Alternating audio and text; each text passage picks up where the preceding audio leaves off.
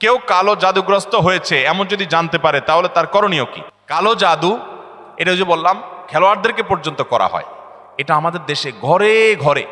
আপনি বাঁচতে চান, নাম্বার 1, আপনার ঘরকে কোরআন দিয়ে আলোকিত করতে হবে। দ্বিতীয় আমল হলো সকাল সন্ধ্যার দোয়া এবং জিকির, এগুলা নিয়মিত পড়বেন, এগুলা রক্ষা কবচের মতো কাজ দেয়।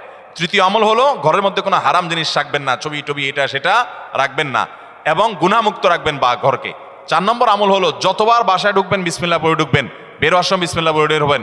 টয়লেটের দরজাগুলো বন্ধ রাখবেন, ঢুকতে বিসমিল্লাহ পড়ে ঢুকবেন, দোয়া পড়ে ঢুকবেন, বের হওয়ার সময় দোয়া পড়ে বের হবেন। খাওয়ার সময় বিসমিল্লাহ পড়ে খাবেন, প্রত্যেকটা কাজে বিসমিল্লাহ করবেন, শয়তান অংশগ্রহণ করতে পারবে না ইনশাআল্লাহ।